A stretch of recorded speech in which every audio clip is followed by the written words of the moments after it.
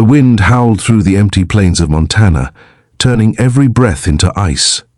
Snow lashed against the windows of an old farmhouse where 83-year-old Margaret Hill sat alone, wrapped in a faded blue robe.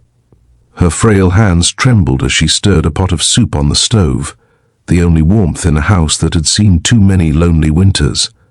The storm outside was merciless, swallowing the roads, the sky, and every trace of sound, until a faint, distant roar broke through the howling wind. At first, Margaret thought it was thunder, but as the noise grew louder, she recognized it, the deep rumble of motorcycle engines. If you believe in kindness, second chances, and the power of unexpected miracles, then please take a moment to like, comment, share, and subscribe. This story will remind you that goodness can come from the most surprising places. Margaret peered through the frost-covered window and could barely make out the silhouettes, 15 figures on motorcycles fighting their way through the blizzard. Their leather jackets were crusted with snow, their faces hidden under helmets and scarves. One of them, a tall man with a thick beard, stumbled toward her porch, knocking hard on the door. "Ma'am?" he shouted over the wind. "We're stranded. The roads are gone. Can we stay till morning?" Most people in her town knew the name embroidered on their jackets, Hell's Angels. It wasn't exactly the kind of group you'd invite in for tea, but Margaret didn't hesitate. "You boys get in here before you freeze to death," she said, pulling the door wide open. Inside, the bikers stomped off the snow, their heavy boots echoing on the old wooden floor.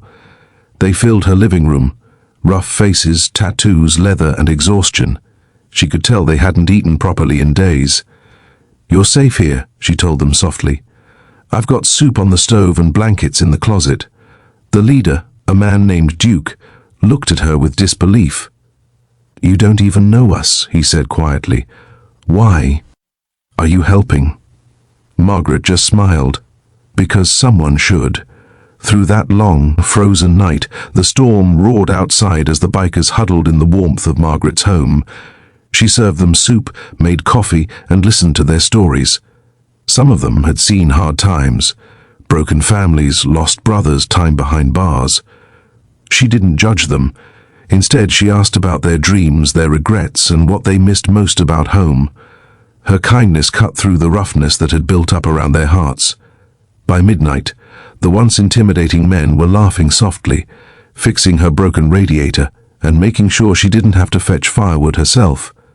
When the storm finally ended at dawn, the sky was clear and the land sparkled under a blanket of snow. The bikers thanked her, offered her money, and promised to repay her somehow. But she refused. "Just pay it forward," she said with a tired smile. "Be kind to someone who needs it." They rode off down the icy road, engines rumbling like distant thunder, and by afternoon, the house was quiet again. Days passed. Margaret went back to her quiet routine, feeding her chickens, knitting scarves, and sipping tea by the window. But something had changed. The memory of those rough men laughing in her living room warmed her heart in ways she hadn't felt in years. She didn't expect to ever see them again. A week later, she woke to the sound of engines once more, louder this time, many more of them. The ground shook as she stepped onto her porch, shielding her eyes from the glare of the morning sun. What she saw made her breath catch. Down her long, snowy driveway, stretching as far as her eyes could see, stood over 100 motorcycles. Rows upon rows of leather-clad riders stood silently beside them. Duke, the leader from that stormy night, stepped forward with a small box in his hands. "Ma'am," he said, his voice rough with emotion, "you saved 15 of us that night, but word got around. You didn't just help us. You reminded us what decency looks like. So we came back to return the favor." He opened the box. Inside was a brand new furnace, heating oil vouchers, groceries, and an envelope full of donations from biker clubs across the region. Behind him, others unloaded supplies, stacks of firewood, tools to repair her roof, even a new ramp for her porch. Margaret's eyes filled with tears. "I didn't do anything special," she whispered. Duke shook his head. "You did what no one else would. You opened your door. As the sun rose higher, the field around her house looked like a sea of chrome and leather glinting against the snow. The roughest-looking men were now clearing her yard, fixing her fence, and laughing as they worked. One of them handed her a mug of coffee and said, "Your family now, ma'am." That day, the woman who had lived quietly for so long became an honorary part of a brotherhood she'd never imagined understanding. The bikers made sure she never spent another winter alone again. They visited often, repaired her house, and shared meals in that same cozy kitchen where it all began. When a reporter later asked Margaret why she'd helped those men, she just smiled and said, "Because sometimes the people the world fears the most are the ones who still remember what loyalty means. They just need someone to remind them they matter." The story spread across the country, a tale of rough bikers and a kind old lady who proved that compassion doesn't care about reputation or appearances.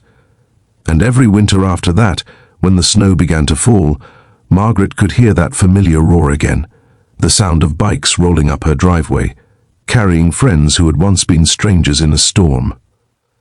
If this story touched your heart, please don't forget to like this video, share it with someone who needs a reminder of kindness, and subscribe for more real-life stories that restore faith in humanity. Before you go, drop a comment below. What would you have done if 15 bikers showed up at your door during a snowstorm? Because in the end, kindness isn't about who deserves it. It's about who needs it most.